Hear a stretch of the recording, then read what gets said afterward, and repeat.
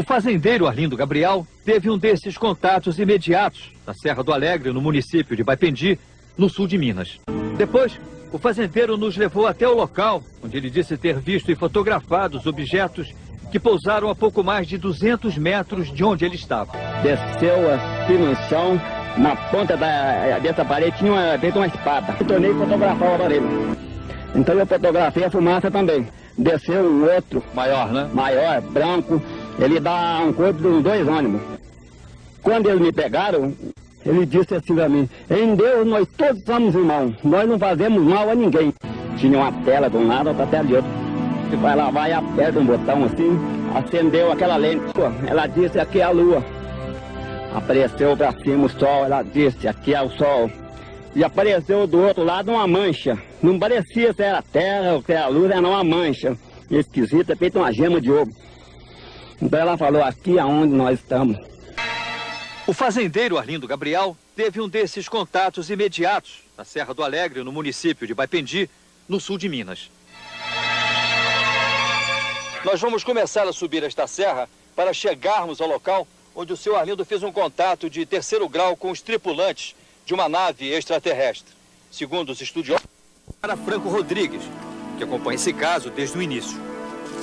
Percorremos a mesma trilha que Arlindo utilizou com 2 outros companheiros no dia que ele disse ter observado objetos estranhos no alto do morro.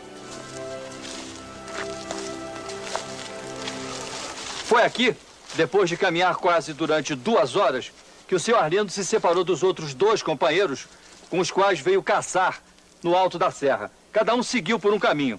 O que foi que aconteceu com o senhor quando o senhor ficou sozinho? Quando eu fiquei sozinho, eu entrei num mato grosso e saí numa roda de campo. Então lá eu vi um relâmpago quando desceu atrás de um espigão de campo. Então eu fui lá para ver o que tinha nesse lugar. E o que o senhor viu? Aí eu vi um aparelho em forma de poste dessa largura. Tinham 2 bracinhos dos 2 lados. E em cima também tinha uma bola grande. E essa bola estava acendendo vermelho e branco, sem parar. Depois, o fazendeiro nos levou até o local onde ele disse ter visto e fotografado os objetos que pousaram a pouco mais de 200 metros de onde ele estava. Quando eu disse mais para baixo um pouquinho, desceu outro. Desceu uma... Aí feito uma piorrinha, desceu assim no chão, na ponta dessa parede tinha feito uma espada. Desceu e fincou no chão e parou. Parou e esse aparelho tinha uma hélice em cima e estava girando assim, dava aquela volta maneirosa e estava girando. Então eu virei o filme e tornei fotografar o aparelho. E fiquei quieto. De repente aquele fez assim, deu um sopro, transformou uma fumaça bem alvinha, branca, ficou parada a fumaça. Então eu fotografei a fumaça também. Quando eu desci de pouco a pouco ali, atrás mais ou menos ali, desceu um outro de cima, desceu uma certa distância assim, que foi cambaleando, assim, desceu, parou no chão e ficou quieto. Fui caminhando um pouco, caminhando para cá, depois eu escutei um barulho, fez assim, assim, veio do motor afogado. Quando eu olhei para cima, desceu aquele aparelho, um aparelho grande. Maior, né? Maior, branco, ele dá um corpo de uns 2 ônibus. Quando eu fui para fotografar, o aparelho veio, um relâmpago em mim, me chegou à vista. Eu fui esfregando a vista de pouco a pouco, fui esfregando, quando deu de abrir a vista, 2 homens baixinhos me pegou um de um lado, outro do outro. Quando eles me pegaram, essa hora eu fiquei assim, meio violento. Aí eu falei para ele: pelo amor de Deus, me solta, eles não largaram não. Ele disse assim para mim: em Deus nós todos somos irmãos, nós não fazemos mal a ninguém.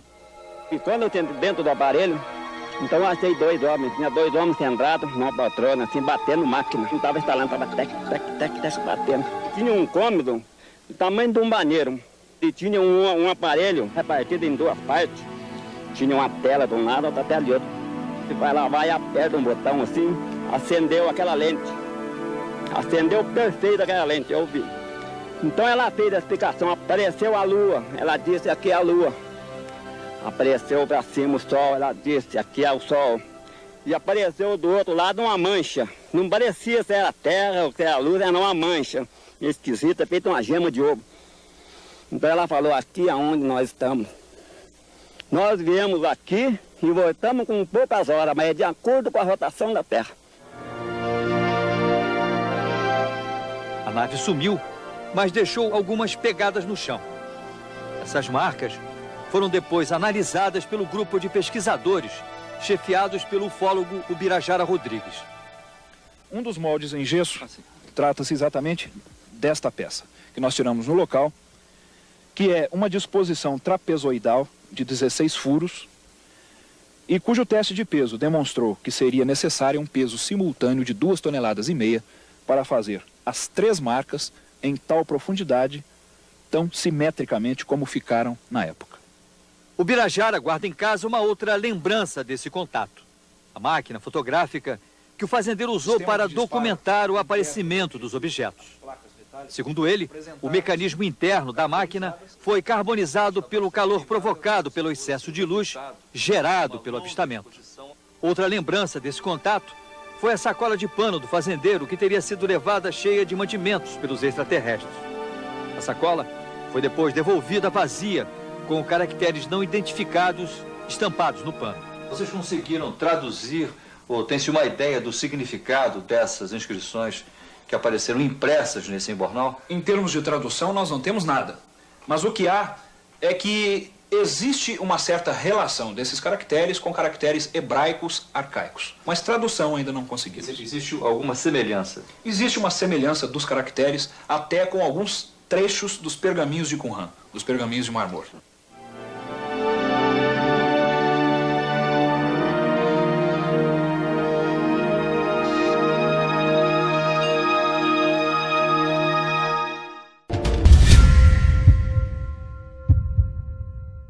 A gente viu ela extremamente enorme.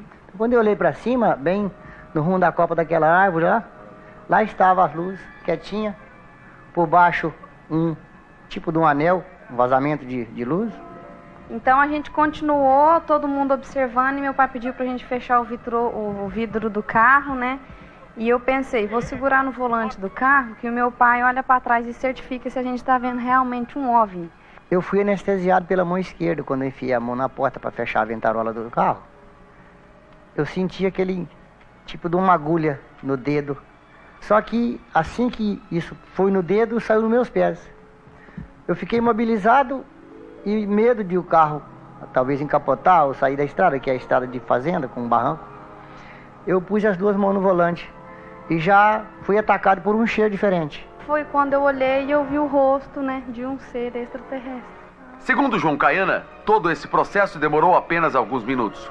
Quando ele acordou novamente, seu carro estava a cerca de 200 metros de altura, levitando.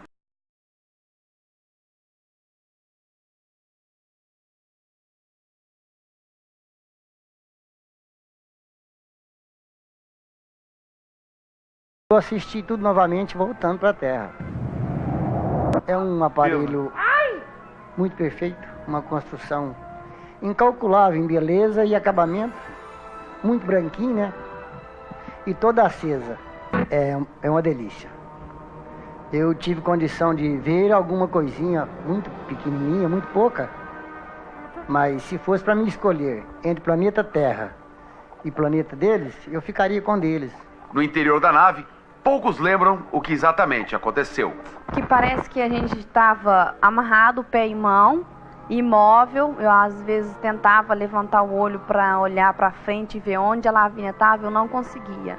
Meu pai em pé, a minha mãe como se ela tivesse amarrada o braço abraçado à perna, eu com as pernas esticadas e com as mãos atadas no rumo do joelho, né? E a nossa amiga olhando por janela como se ela estivesse olhando por nada. A Lavínia deitada em cima de uma maca, tipo essa de hospital, e 2 seres bem próximos de nós. O mais impressionante nesta história toda é o depoimento da neta de João Caiana, Lavínia, de apenas 4 anos de idade. Ela lembra com detalhes tudo o que aconteceu. A minha mãe estava agachada, aí meu avô estava em pé, e a minha avó estava debaixo na mesa, e eu estava em cima da mesa. Ah, quantos amiguinhos que eram? 2. Um grande que tinha um olhão e um pequenininho que tinha um olhinho. Segundo a filha Magui, todos os membros da família Martins tiveram um chip colocado no corpo. Foi como se fosse uma bolinha de mercúrio, bem pequena, da cor de um metal.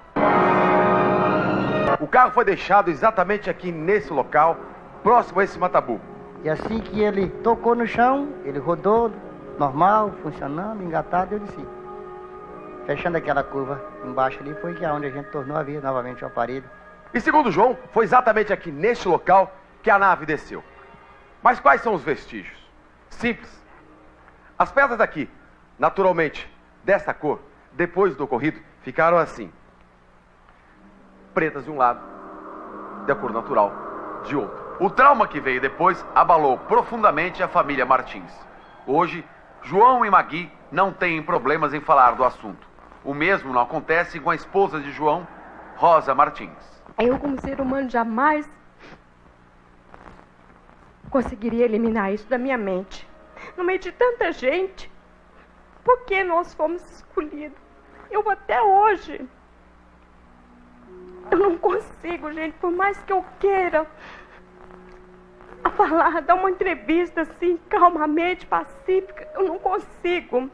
Faz o bem para as pessoas, preguem a paz branca, porque os seres do vosso planeta estão precisando de ajuda e aproximação. Essa é a mensagem deles pra gente. Ô Paulo, você que esteve lá no local, Tá feio? você acredita nisso? Você acredita que essa família esteja falando verdade? Tatinha, é duro você imaginar que uma família, 4 pessoas e mais uma amiga que ela não quis dar depoimento, porque o pai é um evangélico e proibiu ela de tocar no assunto, ele tem medo de tocar no assunto. Você imagina que 5 pessoas contem a mesma história e mais uma criança, né, de 4 anos, que na época tinha 3 anos de idade. Não tinha como treinar uma criança para contar uma história dessa. Não tem, porque eu peguei assim. Você vê que eu fiz entrevistas em vários locais. A única locais. coisa que me deixa meio estranho aí como é que ele ia falar que os seres falaram de paz, por exemplo? Falaram em que linguagem? Então, como é que falaram com a menina? Conversaram, a menina me conta a história que eles conversaram. Eles não conversam pela telepatia, segundo a menina. Não conversam? Não abre, conversa através da mente. Eles conversam. E conversaram com a menina? A menina falou assim, mas eles não, eu perguntei, mas eles não mexiam a boca? Ela falou, não, ele falava comigo e não falava nada. Ela falava assim, ele falava comigo e não falava nada. Ela chamou assim, os seres do pratinho tampado, ela chama. Porque a nave, ela viu a nave, segundo ela, de um prato em cima do outro. Então ela chama de pratinho tampado. Quer dizer, o que mais me impressionou foi a criança. Porque eu não acho que os 3, um pai, é um senhor, um eletricista, uma pessoa conhecida na cidade, uma pessoa de uma classe média baixa, não é pessoa aí, não almeja nada, vai pegar a mulher e se expor, porque eles estão desde janeiro, desde Bom, nós vamos tentar trazer a família para cá para contar alguns detalhes, porque eu acho essa história tão fantástica que era importante vir para cá. E eles fizeram regressão, e na regressão eles contam a mesma história. Se você não parar de falar, quem vai fazer a regressão, nós dois, já acabou o programa, vai meia hora. Boa noite, Brasil! Seu João Caiana, como é conhecido, é eletricista. A mulher, Dona Rosa, professora.